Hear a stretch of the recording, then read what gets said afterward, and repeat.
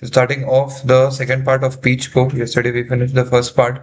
We look into the next part over here. Let's look into the part B, C, and D. A we finished yesterday. We finished the 8 risk and we finished the auditor's response. Today we look into the next set of cases here. So let's get a strong understanding about the remaining part here. Part B, part A, okay, part 06. Part B is here for us. When we look into part B, here we look into auditor's responsibility in relation to prevention and detection of fraud and error. Okay, for the prevention and detection of fraud and error. So we're looking into that here. So which particular ISA deals with it? ISA 240. Okay, first of all, which ISA deals with it? It's ISA 240. So the responsibilities of the auditor with relation to fraud and error is done with ISA 240. So we follow ISA 240, right? That this ISA deals with the auditor's responsibility in relation to fraud and error. Okay, this deals with the auditor's responsibility with relation to fraud and error. Spell and silent, press silent power button. The auditor's responsibility related to fraud in an audit of financial statements. Okay, we're looking into the auditor's responsibilities relating to fraud in an audit of financial statement. This is given by ISA 240. It is given by ISA 240. Okay, this is given by ISA 240. What does ISA 240 give? ISA 240 gives the auditor's responsibility in relation to fraud in an audit of financial statement. So the auditor's responsibility in relation to fraud is given by ISA 240. Okay, ISA 240 gives this. The auditor's responsibility in relation to fraud in an audit of financial statement. This is given by ISA 240. Who gives this? ISA 240. Okay, who gives this? ISA 240 gives this. The auditor's responsibilities in relation to fraud in the audit of financial statement. This is given by ISA 240. Okay, we got that. Now moving on. And firstly, identify and assess the risk. So auditor has to find out where the fraud could cause big mistakes in the financial statements. So what the auditor has to do, the auditor has to number one, assess, identify and assess the risks. Identify and assess the risk of material misstatement. This is the first thing that the auditor has to do. That means what? Find out where fraud could cause big mistakes in the financial statements. Find out where fraud can cause big mistakes in the financial statements. Find out where fraud can cause big mistakes in the financial statements. Okay, this is the first responsibility of an auditor, that he has to identify and assess the risk of material misstatement of the financial statements due to fraud. Right? What are those areas? What are the areas? Identify, assess the areas, the risk of material misstatement. To identify and assess the risk of material misstatements due to fraud. That due to fraud, what are the areas due to fraud? What are the areas in which financial statements, the material misstatements of the financial where the risk of fraud due to material misstatement can take place? Okay. So first we are looking into the responsibility of the auditor. First responsibility is find out where fraud could cause big mistakes in the financial statements. Find out where fraud can cause big mistakes in the financial statements. In the financial statements, where can fraud cause big mistakes? Okay. So the auditor is required to identify and assess the risk of material misstatement of the financial statement due to fraud. So first responsibility is what? Identify and assess the risk of material misstatement. That is the first responsibility. Identify and assess the risk of material misstatement. Second responsibility, get enough proof and design the tests to tackle the fraud risk. Second is obtain the evidence. Okay, second one is we have to obtain evidence. Second, what we have to do, obtain appropriate evidence regarding the assessed risk. Right, first obtain sufficient appropriate evidence. Okay, first one was identify and assess the risks. Okay, first responsibility was identify and assess the risk. Second responsibility is obtain sufficient appropriate audit evidence. This is the second responsibility of the auditor. That wherever you found out that this area's risk could be there, in those areas you have to do the testing and you have to obtain sufficient appropriate evidence. Third, if fraud is suspected to be found, then take action. Right? Respond appropriately to fraud or suspected fraud identified. Right? Respond appropriately. Next, what you have to do is respond appropriately. If there is fraud, you have to respond. If there is potential fraud, you have to respond. Respond appropriately. Next, what you have to do, respond appropriately. Next, what you have to do is respond appropriately. Okay, next, what you have to do is respond appropriately. First is identify and assess the risk. Second, obtain sufficient appropriate audit evidence. Third, what we have to do is respond appropriately. Third, what we have to do is respond appropriately. Third, what we have to do is respond appropriately. What we have to do next is respond appropriately. Okay. Next, what we have to do is respond appropriately. Okay. Next, what we have to do, wherever there is a fraud, we have to respond appropriately. Where there's suspected fraud, we have to respond appropriately. Next, as an auditor, what we have to do, we have to maintain professional skepticism. Don't trust by blindly. We should not trust blindly. We have to maintain a professional skepticism. Throughout the audit, we should maintain professional skepticism. We should be alert. That means what? We should be alert. Maintain professional skepticism means we should be alert. Maintain professional skepticism means we should be alert. Next, whole audit team must talk about fraud risk and who does what. Right? To ensure the whole audit engagement team is aware of the risk. Make sure your entire team is aware of the risk. Make sure your entire team is aware of the risk. So what you have to make sure, you have to make sure your entire team is aware of the risk. Okay, you have to make sure your entire team is aware of the risk. Okay, make sure your entire team is aware of the risk. Okay, make sure your entire team is aware of the risk. Next, we must report any actual or suspected fraud to the right people. What you have to do is you have to report. You have to report the fraud to the right people. So these are the responsibility that an auditor has with regards to prevention and detection of fraud. Okay, with regards to prevention and detection of fraud, first you have to identify and assess the risk. Second, obtain sufficient appropriate audit evidence. Next, respond appropriately. Next, maintain professional skepticism. Next, to ensure that the whole engagement team is aware of the risk. And lastly, you have to report. Lastly, you have to report. So which I said 240. What is the name? Auditor's responsibility relating to fraud. So what are the responsibilities? Firstly, identify and assess the risk. Second, obtain sufficient appropriate audit evidence. Third, respond appropriately. Fourth, maintain professional skepticism. Fifth, whole audit team should be aware of the risk. And fifth, and lastly, sixth is report. Sixth is report. If you find any fraud, you have to report. Okay, these are the auditor's responsibilities. These are the auditor's responsibilities. Okay, identify and assess appropriate evidence, respond appropriately. Wherever there is situations of fraud, be alert during the audit. Whole engagement team should be aware of the risk and then you have to report. Literally, these are the things that you have to do as a auditor. These are the responsibilities that you have. As an auditor, these are your responsibilities. Okay, with relation to fraud.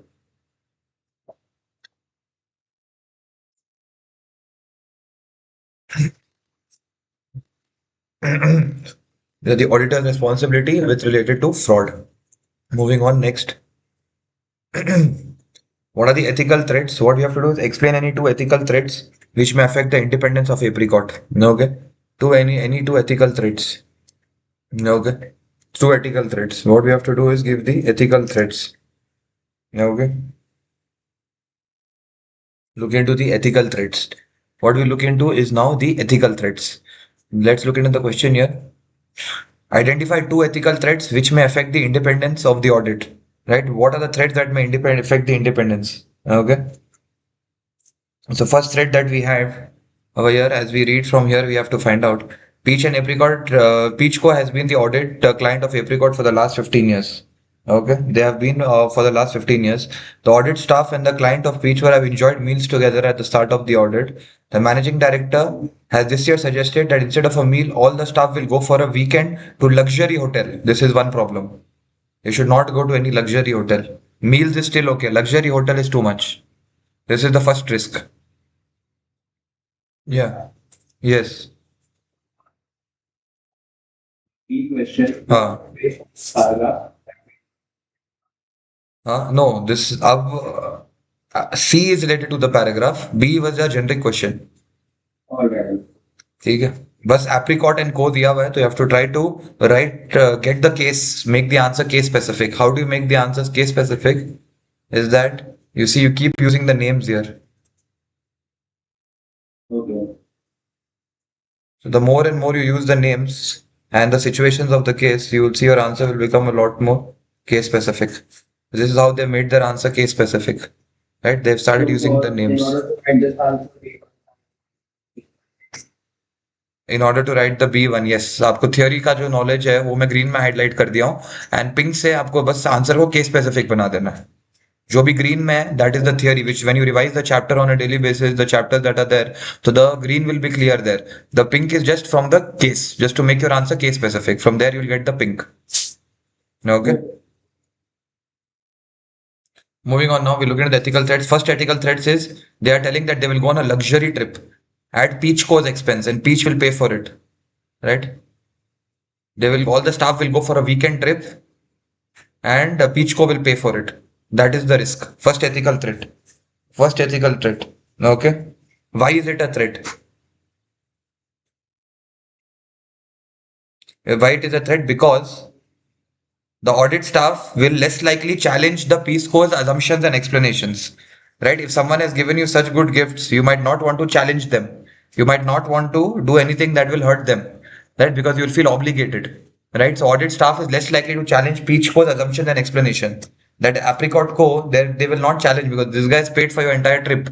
And if you don't like something, you're like, it's okay, let's not do anything. Right?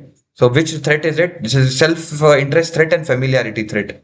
Which threat is this? Self-interest and familiarity. Right? This is a self-interest and a familiarity threat. Right? You might not want to challenge any of their assumptions. The self-interest and a familiarity threat. And what is the solution to this? The solution to this is that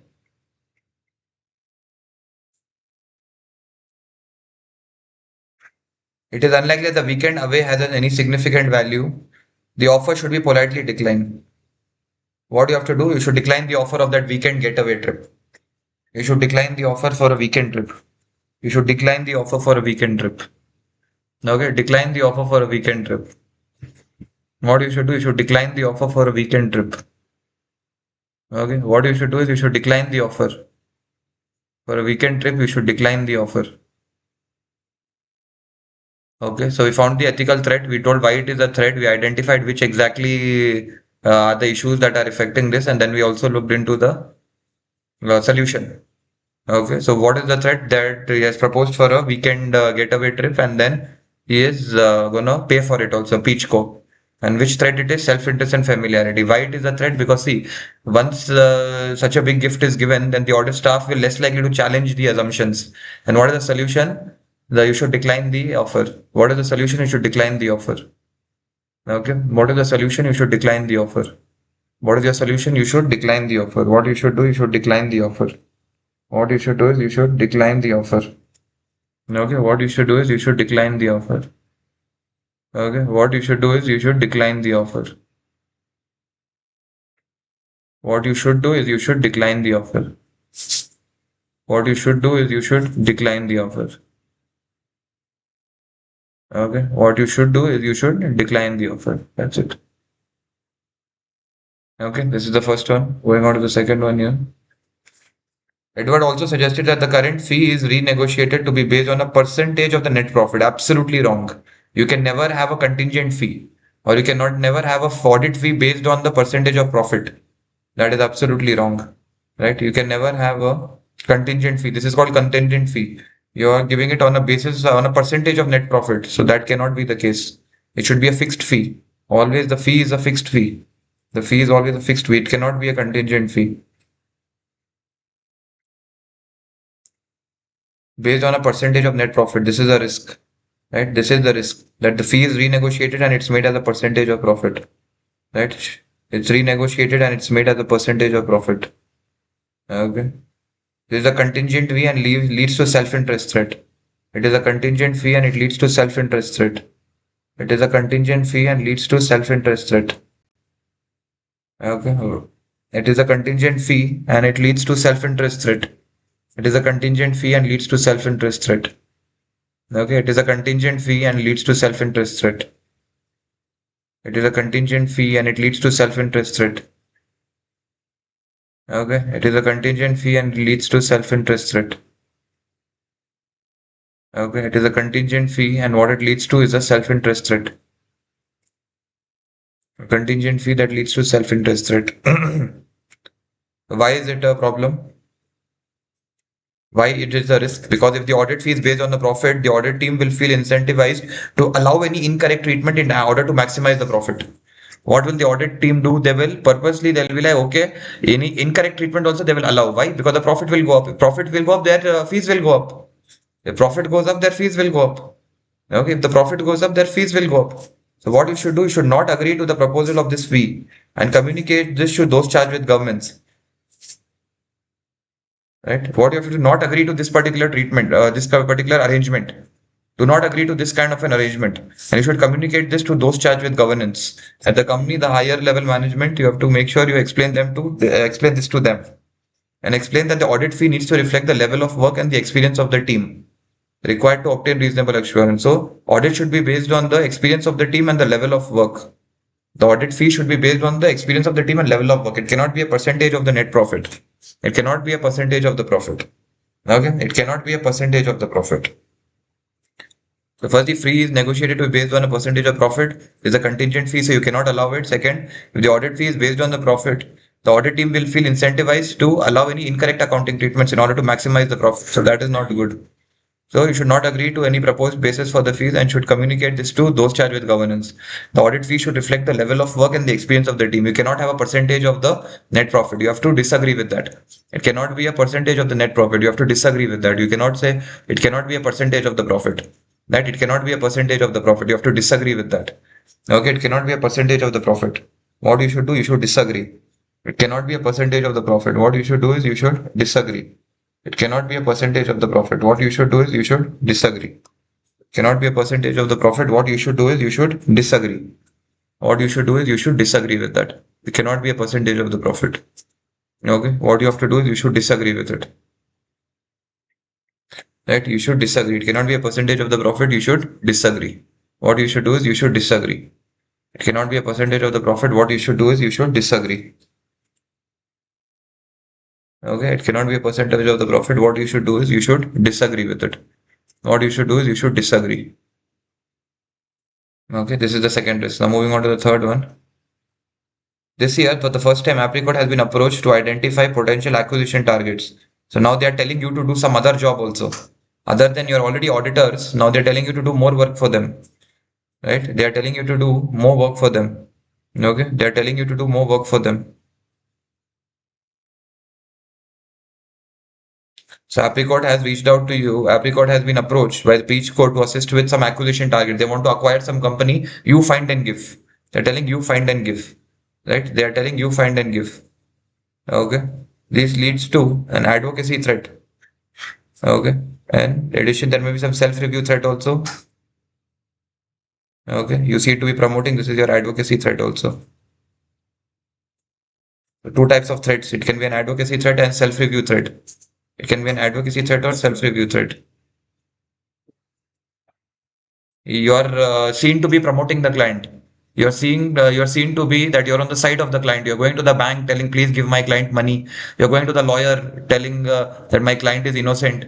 That you should not be on the team of the client. You should not seen to be on the team of the client. Okay, that is advocacy. You're just another service provider of the client. You're not on their side. You should not be seen to be on their side also. You're just an independent party who just come for a small work and you will leave. You cannot be seen as taking sides of the client. Okay, so that is this here. These are the two threads: advocacy thread that you're seeing side and second self-review. If you are only suggesting and then later it doesn't turns out to be good, during the audit when you will do the audit and then you are reviewing your own work. If you are doing any work for them later on, you are basically auditing your own work. If the potential acquisition is subsequently reflected in the financial statements, then the audit team may be less likely to challenge the figures. You will likely to challenge the figures. Why? Because you have only done everything. So later on, why will you challenge the figures? You won't prove yourself wrong. Because if subsequently the acquisition is reflected in the financial statements, you will less likely challenge the figures, right? And also you will be seen as promoting the investors. This is the reason why these are an issues. What is the solution to that? The solution to that is Applicant and Go may be able to accept this type of work depending upon the precise nature. Applicant and Go may be able to accept this type of work, right? Depending upon the nature and provide adequate safeguards put in place. Care must be taken not to make any decisions. First of all, you have to not make any decisions from them. Next, safeguards should include professionals who are involved in the audit to perform the service and having an inappropriate view involved in the same review. So basically, safeguards should be there. What are the safeguards? You should use professionals who are not involved in the audit to perform this service. Anyone who's in the audit team should not be in this team. Okay, so you may be able to accept this type of work depending upon the precise nature and provided that adequate safeguards can be in place. So see, they are not telling don't accept it. They are telling it what you do is in your audit term, in your audit form, you make two teams, right? So from our class, let's make two teams. We'll have Richa and Geet in one team. We'll have Tia and Nivan in one team. So both are from this class only. But there's two separate teams. So Richa and Geet will do the finding the acquisition target, whoever they want to acquire, potential acquisition targets, and they will charge a fee for that. But the auditors will be Nivan and Tia. So Geet and Richa will do separate work, Nivan and Tia will do separate work. Both are from this class only, but there will be different teams who are doing the work. So if you have safeguards in place, and depending upon the nature of the work, what nature means what, you cannot take any decisions. You can do mechanical work, you can do decision making work, you cannot do. You can do the mechanical work of finding the work you can do, but any decision they should take. So that later on, if they have any problem, they should put it on themselves only. Final decision they have taken. You will just bring the options and you will keep decision they will take, so that if anything happens also it's their call in the end. Okay, so if safeguards are in place and if the nature of work is such that no decisions are involved, then you can do it. Have a separate team for it and let the separate team do it. Okay, so that will be one way of looking into this. Okay, that's it. So that is all the So, hard and safeguard measures, is, does it have to mention in the contract, they sign, the auditor sign, like, if it's not mentioned, it's fine, like, if it's mentioned that they cannot do any other work and they still do it, like, no it's not fine sir. देखो contract में ये नहीं लिखा हुआ होगा, contract में engagement letter में बस ये लिखा हुआ होगा कि जो भी आप काम कर रहे हो, जैसे आप हेयर कट के लिए गए थे, डिफरेंट एग्जांपल दे रहा हूँ, आप बस तो उसका दोनों में अग्रीमेंट हुआ कि भाई हेयर कट कर लेंगे, तो उतने का अग्रीमेंट हुआ था। फिर बातों बातों में जैसे आपका हेयर कट हो रहा था, उन्होंने बोला कि आप ये भी करा लो वो भी करा लो, और आपको आइडिया अच्छा लगा, बाद में आप बोल रहे हो कि ठीक है चलो मेरा आप ये मैनी और पेडी भी कर दो, तो अब उसका क्या होगा, उसका एक अलग कॉन्ट्रैक्ट बनेगा, उसका एक अलग एंगेजमेंट लेटर बनेगा, या तो आपका ओरिजिनल एंगेजमेंट लेटर रिवाइज होगा और उसके टर्म्स एंड कंडीशंस को दोनों एक्सेप्ट करेंगे फिर ही आगे बढ़ेंगे, या तो नया बन जाएगा या आपका पुराना वाला को नया फिर से आप रिवाइज कर दोगे। तो पहले जो काम करते थे सिर्फ ऑडिट का काम करते थे, तो उसका एंगेजमेंट लेटर बन गया, काम खत्म, फिर ऑडिट चल रहा है। अब ऑडिट के बीच में या between any time during the year उनको लगा कि आपसे और काम कराना उनको, तो उसका अलग एंगेजमेंट लेटर बनेगा, या तो ओरिजिनल रिवाइज हो जाएगा। तो ऐसे होगा ये। Do you get an okay, so idea? it's necessary that the terms should be revised. हाँ, टर्म्स विल बी रिवाइज और new engagement letter should be made, दोनों में से एक हो जाएगा। Yes, so understood. Thank you. So this is about this. Okay, this is about ethics. So we understood what exactly we identified the issue, then we told what exactly which threat it is, and then we gave the reason also why it is an issue, and we gave a solution also. Okay. So these are the three. We needed two. We have seen three here just so that we are able to have more points in our mind.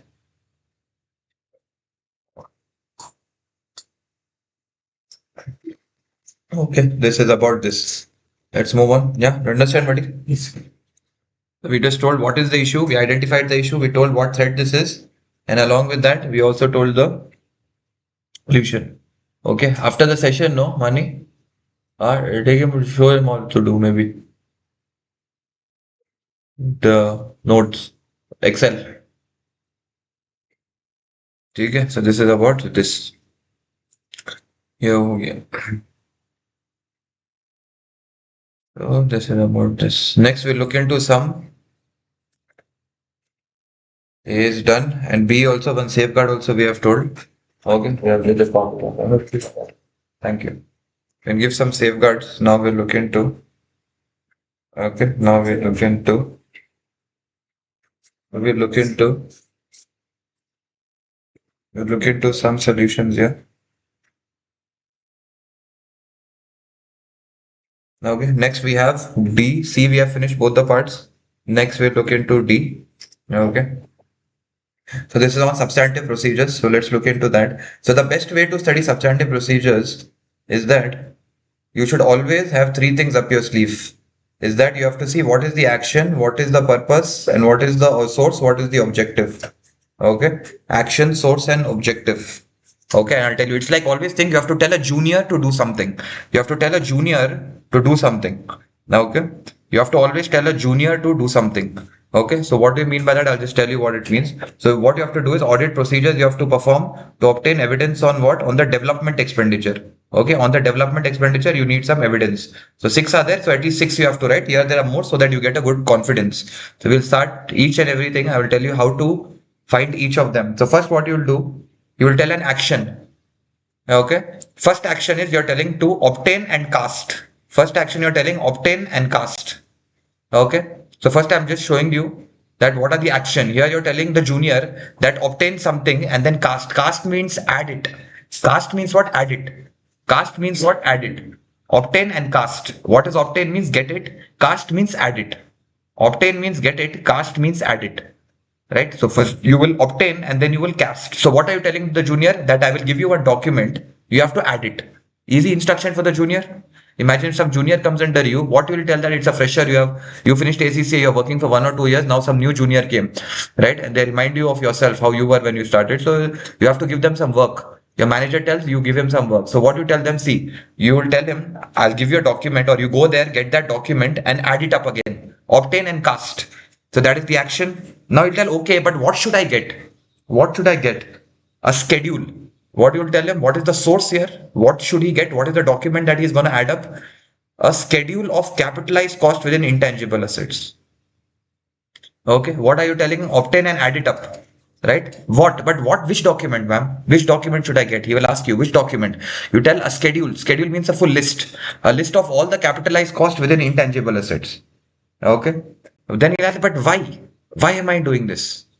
Okay. Why should I do this? Okay. Why? But ये करने से क्या होगा? What will happen? Okay. So it's not given very clearly here, but in simple words, guys, here, why you're telling them to add it up, to confirm, to ensure. Okay, so first you told him you bring everything. What you bring, you get a schedule of capitalized cost within intangible assets. Get it? It's there in that drawer. You get it? Okay. You get it? First of all, you get it? Okay. You get it? Okay. He got it. Then you told add it up. Okay. I will add it up. Okay. After adding up, what should I do? Okay. After adding up, what should I do? He's asking after adding up, what should I do? Okay. After adding up, you compare it. After adding up, what you should do is you should compare it. Compare it with what? Right? What you should do is you should compare it. Compare it with what? With the closing balance of the ledger, trial balance, and the financial statements. Okay, compare it. Why? Why should I do? What will happen if I compare this? So you're basically telling them, go to that first floor. From the first floor, bring a schedule. Schedule means a list. List of all the capitalized cost. Then what you're telling them to cast it. That means add it up. After adding up, you will get a total. Take that total and compare that total to the closing balance of the general ledger, trial balance, and financial statements. Whatever total you get, compare that to the total that you have used in the general ledger, in the trial balance, and financial statements. Why? Why? What is the object? What will happen? To ensure accuracy and completeness, which they have not given here, but you should always have the total clarity for accuracy and completeness, to ensure accuracy and completeness. So four things are here. First of all, what will you do? You will get it and you will add it up. What you will get and you will add it up. That is the first thing. What is the action that you're doing? You're getting, you're adding it up, and then you're comparing. Okay, three actions you're doing. Okay, physically you're doing three actions. What is the first action? You're getting something, then you're adding it up, and third, you're comparing it or you're agreeing it. Okay, you're agreeing or you're comparing it. These are the three things you're doing. Okay, what are the three things? First, you're obtaining, then you're adding it up, and then you're comparing it. That is the three actions you're doing. Okay, but what? But what? But what? What am I doing? What am I adding? What am I doing? And what am I comparing it to? So there are two documents that you have to get. On the one hand, you will have a list of all the capitalized cost, schedule of capitalized cost. On the other hand, what you will have? Closing balance of the ledger, trial balance, and financial statements. Here, objective is not given. Okay, in this case, they have not given objective, but you always write the objective in the exam. Right? What is the objective? To confirm accuracy. To confirm accuracy. Right? So what you have done, I have told the junior come here. Okay. Now, for example, I have told Richa come here. Okay. I have to tell her three things: action, source, and purpose. So what is the action I'm telling Richa? I'm telling Richa, get four documents. Okay. First document is what? a list of the capitalized cost within intangible assets. That is the first list. Second, three more documents I tell her to keep on the right side. That is the general ledger, trial balance, and financial statements. Okay, she got both the documents in front of her. Both the documents are there in front of her. Next, what do I tell her? I tell her to do an action. What is the action? I tell her, take the list of capitalized cost, add it up. And whatever total you get, compare it to the closing balance, trial balance, and general ledger and financial statements. Okay, she's like, I will do it. But why should I do it? What will be the benefit of doing this? You will confirm accuracy and completeness, that all the costs should be there and it should be accurate. Action, source, and objective, or action, source, and purpose. Action, source, and purpose. Okay, let's look into this first one here. What is the action, Ivan, in the first one? What am I telling Richa to do? Also to obtain a schedule of capitalized cost within intangible assets. Okay, that is one action. I tell her to obtain. Then second action, what am I telling to do? Second is cast and agree the closing balance of capitalized. Second is I'm telling to cast it. Cast means add it up. ठीक है? Second वाला भी हो गया. So two actions I've told Richa. First to get it. Second to add it up. After adding, what am I telling her, Nivan? Add करने के बाद क्या बोल रहा हूँ? To close the general ledger and trial balance and financial. Add करने के बाद क्या बोल रहा हूँ? To close. येलो में मैं हाईलाइट किया हो ना. हाँ. Agree the closing balance to the general ledger and. हाँ, तो what am I telling her that एक हाथ में लिस्ट ले लो, आप लिस्ट को एड अप कर दो. लिस्ट को एड अप किया, you added up the list of all the capitalise को, 2 लाख रुपया आया. अब उस क्लोजिंग बैलेंस को 2 लाख रुपए को 3 बुक से कंपेयर करो. कौन से बुक्स है वो? What which are the books I'm telling her to compare it with, or which statements I'm telling her? Perfect. And why am I telling? इस करने से क्या होगा? इसमें नहीं है, यहाँ पे इन्होंने कंप्लीट नहीं किया वैसे, बट कंप्लीटनेस और एक्यूरेसी चेक हो जाएगी. हर चीज करने का कोई कारण होना चाहिए ना. क्यों करने बोल रहा हूं मैं, बोल रहा वही पूछे क्यों करूं मैं ये, इससे क्या फायदा होगा? क्या फायदा होगा कि you will confirm the completeness and accuracy, कि जो भी लिस्ट में था क्या सारा आइटम इधर आया है और सेम अमाउंट पे आया है क्या. That's it. If it is identical to the list. हाँ, वो फिर भी आप एक्शन ही बोल रहे हो मेरे को. इसका फायदा क्या होगा? मतलब हाँ ठीक है, इट्स आइडेंटिकल भी, पर उससे भी क्या कंफर्म होगा? हाँ, आइडेंटिकल है, पर उससे भी फिर क्या कंफर्म हो गया? आइडेंटिकल है, मान लो आइडेंटिकल है, पर उससे क्या कंफर्म हो गया? फिर आइडेंटिकल होने से क्या हो गया? क्या कंफर्म कर लिया आप? Accuracy and completeness. ठीक है, क्या जो भी लिस्ट में था वैसे का वैसा ही वो ट्रायल बैलेंस में था, जितना लिस्ट में था उतने का उतना ही ट्रायल बैलेंस में था. ठीक है, तो क्या कंफर्म हुआ? एक्यूरेसी एंड कंप्लीटनेस, जो यहाँ पे नहीं दिया हुआ है, बट हम हमेशा वैसे लिखेंगे तो हम अच्छे से सीखेंगे और हमेशा याद रहेगा. It will be very easy to study this. Okay, did you get it here? निवान, is it clear? Yes. Okay, let's look into one more. You'll get the understanding. Let's look into one more here. Second, what am I telling? Second, what am I telling? The second says I'm telling select a sample. So first I'm telling her select a sample. Okay. Then again after selecting, I'm telling her to agree it. Agree means compare. Okay. So first I'm telling again select and then compare. But select what and compare with what? Natural question. So what you have to select? A sample of capitalized cost. जो cost capitalized what? Select a sample. And what will you compare it to? Agree it to invoice, payroll records and other documentation. But you're like, sir, why should I do it? To confirm that the amount is correct. Why you are doing it? To confirm that the amount is correct. And the cost relate to the project. That's it. So your action is also there, source is also there, purpose is also there. Yeah, all the three things are there here. Action, source and purpose. Okay, so what am I telling here, Geet? What to do exactly? Not the document, just tell me the action. Just tell me what is in yellow. So you have to select the sample. Okay, first is that is the very good. That's one action. Second action is what? To agree. Agree. Okay, these are two actions. Very good. That action is perfect. Now coming to what are the two documents? What are the documents involved in this particular substance? What are we selecting and what are we agreeing it to? What are the documents? We're selecting the capitalized costs. Yes. We're agreeing them the invoices, payroll, records, Okay, or perfect. other sources of revenue. Why are we doing it, Geet?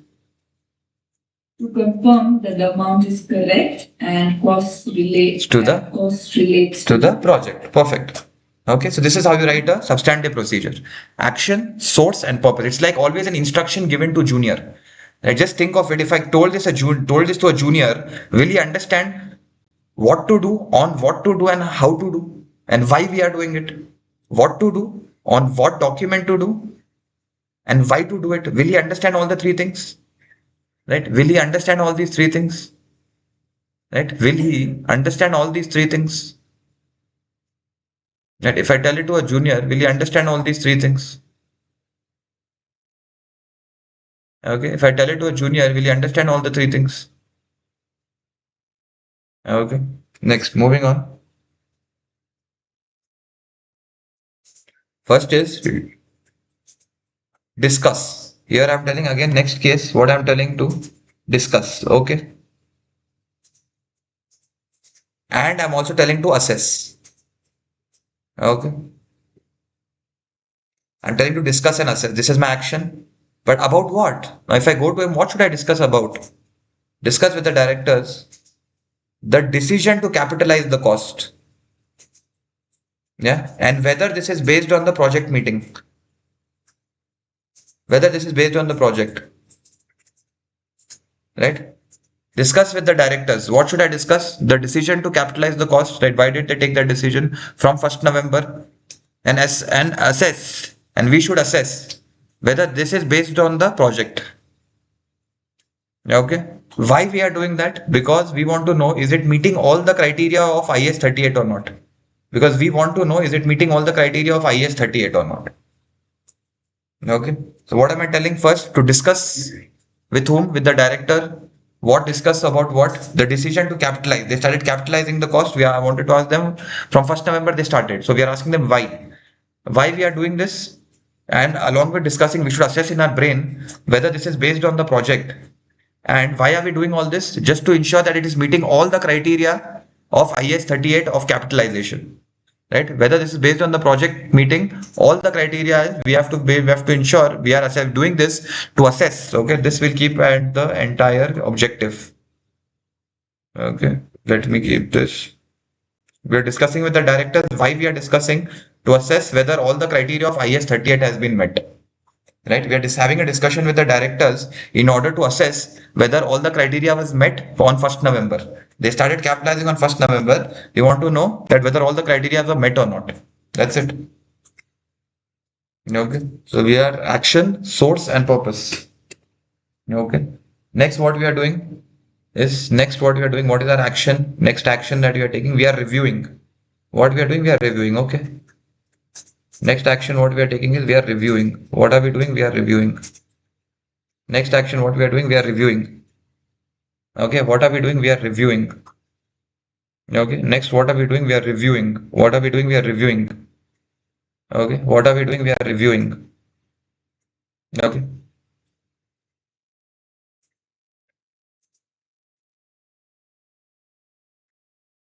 why we are doing it? That is given over here. Okay, why we are doing? We are doing to identify if any cost is incorrectly included. We are reviewing a breakdown. Okay, what are we reviewing? First of all, we are reviewing action wise, we are reviewing. But what are we reviewing? A breakdown of capitalized cost. Why? To identify if incorrectly any research cost has been included or not. In capitalized cost, no research cost can never be capitalized. Research cost should be expensed. But you are reviewing a breakdown. Why? To identify that by mistake any research cost have you included or not. And if you have included, request the management to remove it and put it in P&L. And if you find that they have included it, request the management to put it in P&L. First, what you have to do, review. What are you reviewing? A breakdown of all the capitalized cost. Why are you reviewing it? To identify by mistake you have put any research cost. And if you have to put any research cost, you will request the management to put it in P&L. Remove it from here and put it in P&L. Okay. Review from here and put it in P&L. Okay. Next. Okay. One more. What is the action over here? We are selecting a sample. Okay, what are we selecting? We are selecting a sample. Okay. And we are agreeing it. Okay. Okay. Why are we doing this? Why are we doing this? Because we want to confirm the date of the expenditure to ensure that the costs were allocated correctly. But what is the source? From where are we doing all this? We are selecting a sample of cost recorded as research expenditure and we are agreeing it to supporting documentation. Okay, we are selecting a sample of cost that was at research and development expenditure and we are agreeing it to any supporting documentation of it, like an invoice or something, so that we can confirm the date of the expenditure and the cost of the expenditure, like a bill. I'm taking in my book, I've recorded 10,000 as research expenditure and then I'm getting a bill for it. And I'm matching the bill and my book. I'm matching the bill and my book to ensure the date is correct and the amount is correct.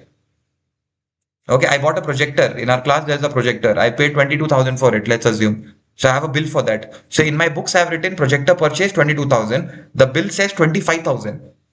So I'm looking at the bill of the projector. I'm looking into my books of accounts and I'm comparing just to ensure the date is correct, the amount is correct. Bill says 25. I have written 22. There's a mistake. Bill says 3rd January. In my book, I've written 7th January. There's a mistake.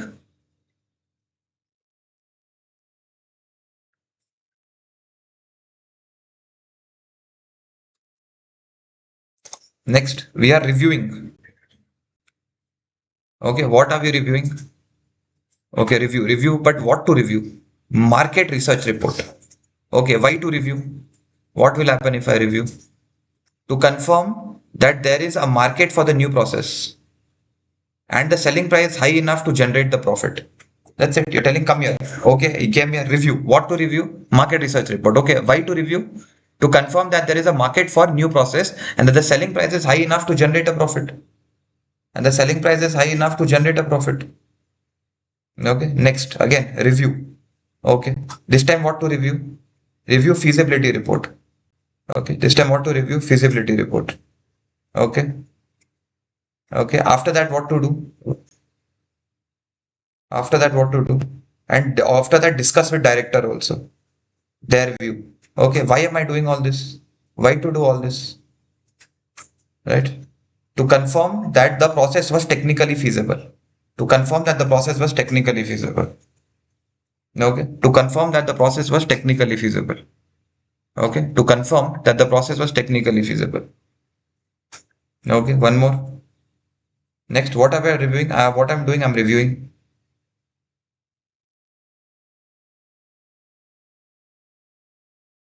And then I'm agreeing. Two things I'm doing, I'm reviewing and agreeing. Okay, what am I reviewing? What is the document? Budgets. Okay. What am I agreeing? I'm also agreeing the budgets. What am I agreeing it to? Supporting documentation. But why am I doing all this? I'm doing it to assess whether Peachco had the cash resources to complete the project on the date of capitalization. As at the date of capitalization, did you have the money? Did you have enough money? Right? Because one of the condition of capitalization is adequate resources should be there in place. So did these guys really have the bank balance? Okay, or did they have the resources? Next, what I'm doing, discuss. And I'm agreeing. Two things I'm doing. I'm discussing and I'm agreeing. So what am I discussing? The rationale for the useful life being applied. The useful life that you applied, what is the rationale for that? Why am I doing all this? To confirm its reasonableness. Is it reasonable or not? Have they taken it too much? Have they taken it too much? To confirm the reasonableness. I'm discussing with the finance director the rationale for taking the useful life. Whatever useful life they took, I'm taking the rationale and I'm agreeing it to supporting documentation. Why am I doing it? To consider the reasonableness. Okay. Next, what I'm doing? I'm recalculating. Next, what I'm doing? I'm recalculating. Okay. I'm recalculating. Okay. What am I recalculating? Amortization charge. Okay. What I'm recalculating? Amortizing charge. Okay. Why am I doing this? To confirm that it covers to confirm that it covers the period from May to August, and you'll understand why as we read the case. But this is just me first, just before making it relatable to the case, understanding how it actually to solve. Okay, then I will relate it to the case. I'll take it one step deeper. Next, review. Okay, what am I reviewing? Disclosure. What am I reviewing? Disclosures. For intangible assets, I'm reviewing the disclosures in the draft financial statements. Why? Why am I reviewing it? To confirm that the disclosure are as per IS 38. To confirm that the disclosure are as per IS 38.